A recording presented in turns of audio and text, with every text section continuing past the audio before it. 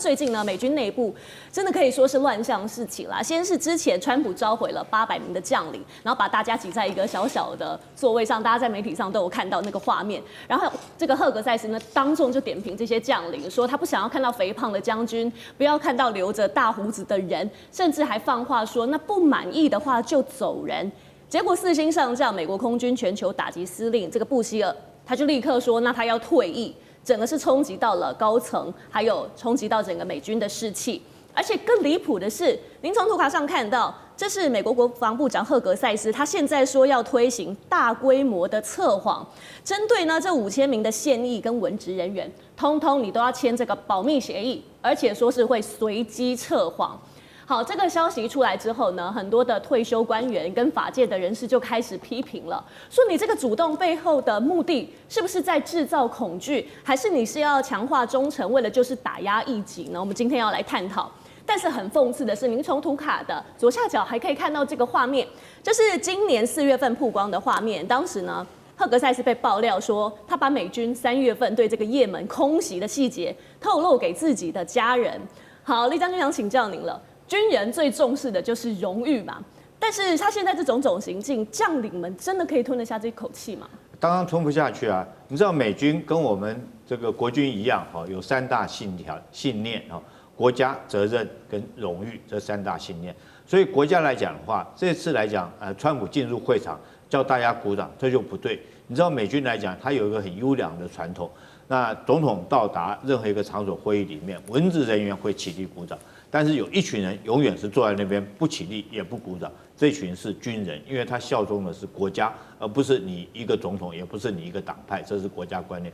第二个，荣誉是军人的第二生命。那你赫格塞斯你讲的话，很明显的是在羞辱军人。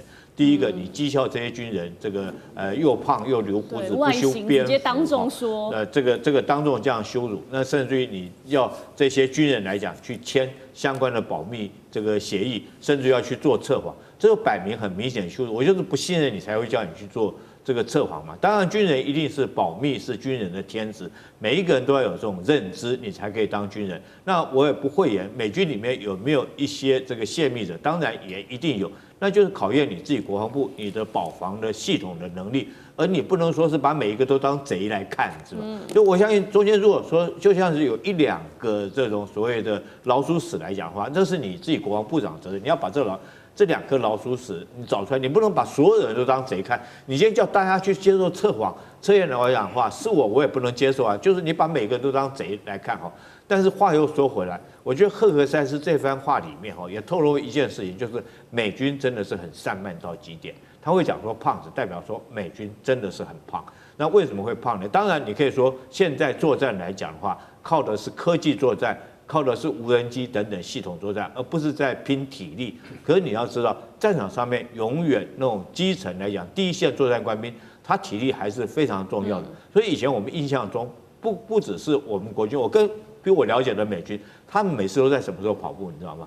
都是中午的时候跑步。他们营区里面都在中午的那个时候就在那边，他吃个汉堡以后，他们就在那边跑步。所以那时候美军，你看每一个这个陆战队官兵，大家看电影就会看到，陆战队官兵他一定是理个小平头，那个头发理到这边来，整圈是理剃的光溜溜的哈，那代表精神跟象征。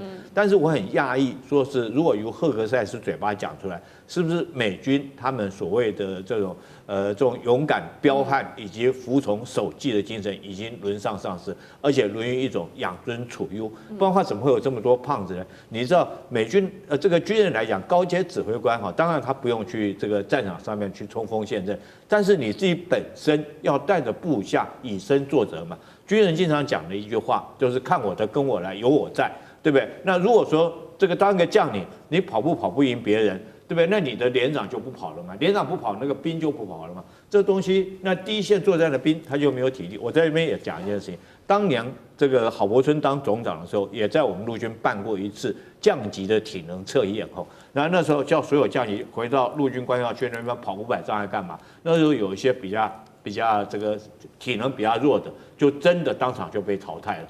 所以说这个那我自己本身来讲也是如此。我升到少将以后，一样这个要回到我们步兵学校，因为我是步兵的，要回到步兵学校去做体能测验，然后从3000公尺跑步到单杠到伏地挺身、仰卧起坐都要测。那来测的是谁？是体干班的士官来对我测验，因为体干班他们有他们体能测验的一个标准嘛。那时候我们去测的时候不能带阶级，你知道，因为你如果不带阶级，那兵就那个士官就不晓得你是一个将军，他就会一眼来要求你。那时候我们这个长官是这样要求的。那为什么要这样要求？我觉得是正确的哈。那我认为美军来讲，如果赫格塞斯这个我们可以从2个角度来看啊。如果说第一个你不要羞辱人嘛，羞辱人所有的人都受不了羞辱哈。第二个来讲是美军自己本身这些将领要检讨。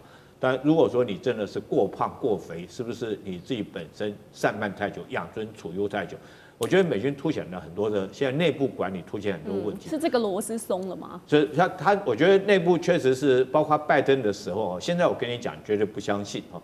这个美军里面，他们讲究DEI，那就是这个性别认同哈。那有多严重呢？美军居然会花费这个每年大概花240亿到240万美金到840万美金这个价位，在帮什么？帮美军做变性手术。如果说你的性别认同我自己有障碍的话，我就可以去申请性别认同。那你知道每年还要花多少钱去治疗他们的性功能障碍吗？8400万，其中有一半的钱去买威尔刚哦。所以那你说，如果说一个军队这个如果说是这种样子，光讲究这些然后不以战力为优先的话，然后光在搞这些东西，难怪美军来讲，整个战力很明显的也已经下降了。那这个是从赫格塞斯自己讲的话看出来，不是又是胖子，又是每天花钱帮这些兵做变性手术，或者是给他们发威尔刚，我觉得这种部队还会有战力吗？是，不过现在呢，美军推行的这些新制度确实引发很多的反弹。那大家也在好奇说，美军现在到底是真的在做这个军事改革，还是在做政治清算？为什么你要在内部猎巫呢？杨老师，您怎么看呢？这个大陆有一位评论，他就说，这不就是西方版的烽火戏诸侯吗？在西周的时候的最后一位当时的周幽王，他就是因为过度宠他的就是妃子叫褒姒，所以他就用烽火，然后呢释放烽火，然后各地的诸侯就赶快来哇这个救援，结果发觉到啊原来是一场游戏，结果真的外族打来的时候呢，他在放烽火，没有人理他了，所以国家也就灭亡了，西欧也就是这个灭亡了。那这种烽火戏诸侯，你现在看。在这一次的整个这个场合哈，就不可思议。你自己本身不是军职出身，你做部长，没有给予你，好像是在公司里面或者是家庭里面这种所谓老板或者是父亲，没有这种角色存在。这种是一种管理职位，是一种政府职位，而且美国讲得很清楚。像国防部长是叫做文人管控，所以他是文人出身，他的代表的是这个国家的人民对于军队、对于这个合法的暴力的一种政策上的决策，所以你在这种管理上哈是要合乎你政策上，甚至你没有真正的所谓的管理指挥，要他去做什么，你必须要基于你的政策。结果他在展现他自己个人的权威。他在展现他个人的这种，好像我是你老板，然后我是你老大，几乎是像黑帮，几乎是像台湾的家族企业。我们台湾家族企业很喜欢骂人呢，你大概接触多了都是如此。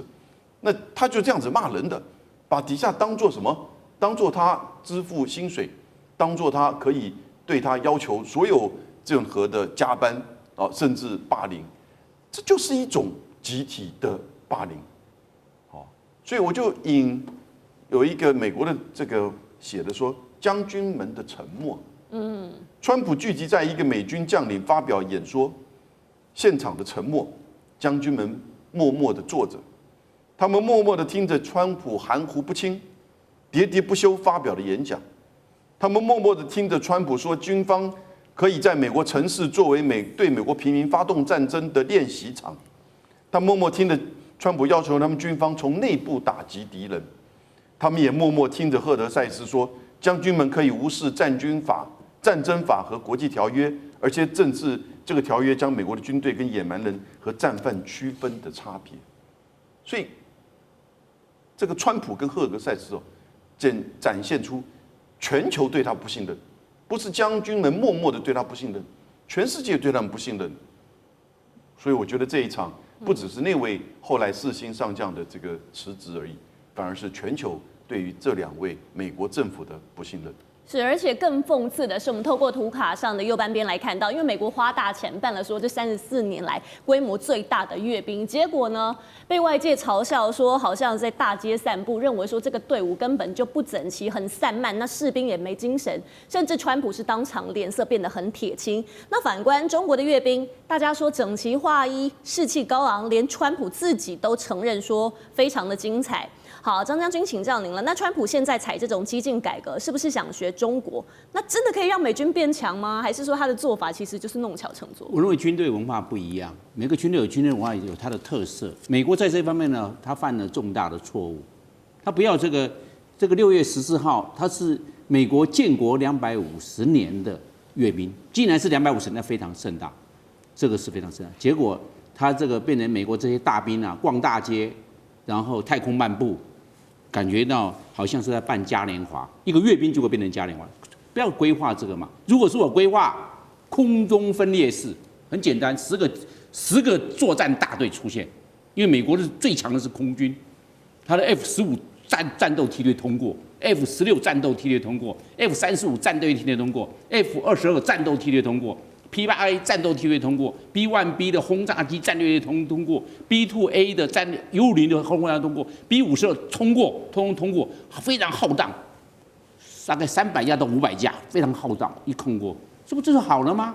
就那么简单。美国规划错误了，因为只有250周年的建国，一辈子就这一次，结果搞成太空漫步，搞嘉年华。那结果，川普就把这个事一看93大阅兵，又怎么中国大陆解放军搞成这个样子啊？军威壮盛啊，动作齐一啊，严格训练啊，严酷的要求是这个样啊，辞位了。那辞位就把这些众将领抓来训话。军队就是国家责任荣誉，就那么简单。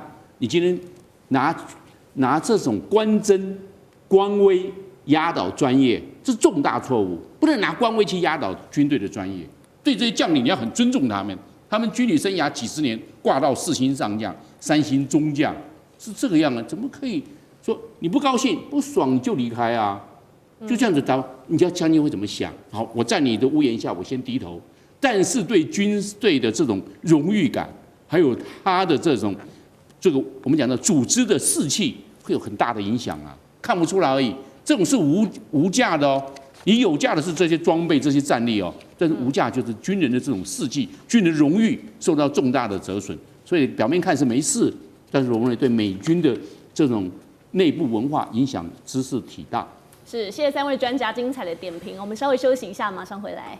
地缘政治、美中之争、战略价值、强权崛起、小国生存。现在与未来洞悉事件走向，掌握世界脉动，全球观点尽在环球大